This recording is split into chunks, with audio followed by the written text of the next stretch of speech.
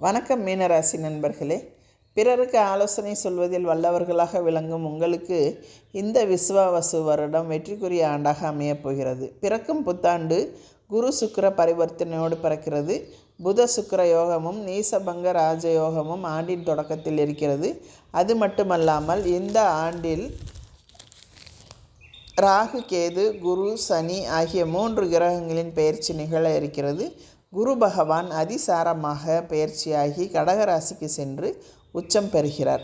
குருவின் வக்கிரமும் சனியின் வக்கிரமும் நடைபெறுவதோடு சனி செவ்வாய் பார்வை காலமும் சேர்க்கை காலமும் ஏற்படுவதால் இந்த கிரகங்களின் சுழற்சிக்கு ஏற்ப உங்களுக்கு வளர்ச்சியும் தளர்ச்சியும் வந்து கொண்டே இருக்கும். இது போன்ற நேரங்களில் சுய ஜாதகத்தின்படி திசா புத்திக்கு ஏற்ற தெய்வங்களை யோக பலம் பெற்ற நாளில் வழிபாடு செய்து வந்தால் எல்லா நாட்களும் இனிமையான நாட்களாகவே அமையும். ராகு கேது பெயர்ச்சியை பொறுத்தவரையில் இதுவரை உங்கள் ராசியிலேயே சஞ்சரித்து வந்த ராகு பகவான் 26/4/2025 அன்று 12ஆம் இடத்திற்கு வருகிறார். இது விரயஸ்தானம். மறைந்த ராகுவால் நிறைந்த தன லாபம் கிடைக்கும் என்பதால் வருமானம் வந்த பிறகே செலவு ஏற்படும். பயணங்கள் பலன் தருவதாக அமையும். சிலருக்கு நிலம் வாங்குவது போன்ற யோகம் உண்டு. சிலருக்கு வீடு வாங்கும் யோகம் வாய்க்கும்.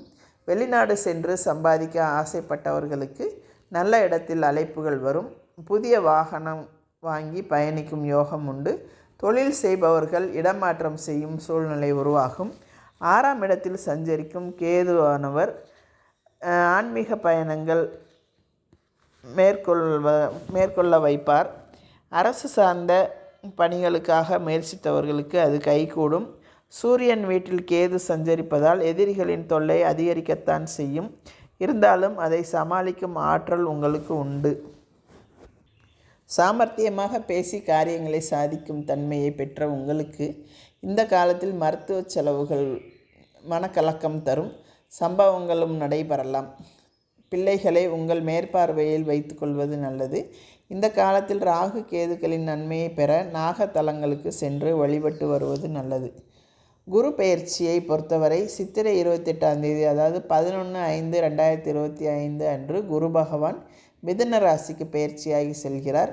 உங்கள் ராசிக்கு 5ஆம் இடத்தில் சஞ்சரிக்கும் குருவின் பார்வை 8, 10, 12 ஆகிய இடங்களில் பதிகிறது. இதனால் இழப்புகளை ஈடு செய்ய நல்ல வாய்ப்புகள் வந்து சேரும்.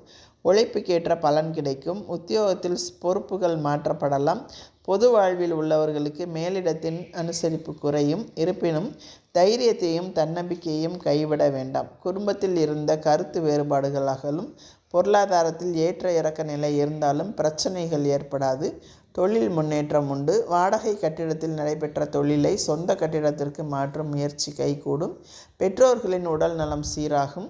சொத்துக்கள் வாங்கும் யோகம் உண்டு. கூட்டு தொழில் செய்பவர்கள் அதிலிருந்து விலகி தனியாக இயங்க முயற்சி செய்வார்கள். ஆன்மீக பயணம் கைகூடும். இல்லத்தில் மங்கள ஓசை கேட்கும் வாய்ப்பு உண்டு. இது போன்ற நேரங்களில் வியாழக்கிழமை தோறும் குரு கவசம் பாடி குரு பகவானை வழிபாடு செய்வது நல்லது. கடக குரு சஞ்சாரத்தை பொறுத்தவரை புரட்டாசி 22ஆம் தேதி 8/10/2025 அன்று குரு பகவான் கடக ராசிக்கு அதிசாரமாக செல்கிறார். அங்கு அவர் உச்சம் பெறுகிறார். உங்கள் ராசிக்கு பஞ்சமஸ்தானத்திற்கு வரும் குரு பகவான் அங்கிருந்து கொண்டு உங்கள் ராசியை பார்ப்பதால் ஆரோக்கியம் சீராகும். அதிகார வர்க்கத்தினரின் ஆதரவு கிடைக்கும். தொழில் வியாபாரத்தில் கணிசமான லாபம் கைகளில் புரளும். தொட்டது துலங்கும். தொடர்ந்து மனக்குழப்பத்தில் இருந்து வந்த உங்களுக்கு மன தெளிவும் காரிய வெற்றியும் ஏற்படும். வளர்ச்சி பாதையில் இருந்த குறுக்கீடுகள் அகலும். வருமானம் உயரும். சனி பெயர்ச்சியை பொறுத்தவரை மாசி 22ஆம் தேதி அதாவது 6/3/2026 அன்று சனி பகவான் கும்பராசியிலிருந்து மீன ராசிக்கு பெயர்ச்சியாகி செல்கிறார். உங்கள் ராசியில் சனி பகவான் அடியெடுத்து வைக்கும் அந்த நேரம் ஜன்ம சனியாக மாறுகிறார். அவரது பார்வை 3, 7, 10 ஆகிய இடங்களில் பதிகிறது. எனவே உடன்பிறப்புகளின் உறவில் விரிசல் ஏற்படலாம். வழக்குகள் சாதகமாக அமையாது. வருமான பற்றாக்குறை ஏற்படும். ஆரோக்கிய தொல்லைகளும் அதனால் மருத்துவ செலவுகளும் வரலாம். உறவினர்களுக்கு நன்மை செய்தால் அது தீமையாகவே அவர்கள் கண்களுக்கு தெரியும்.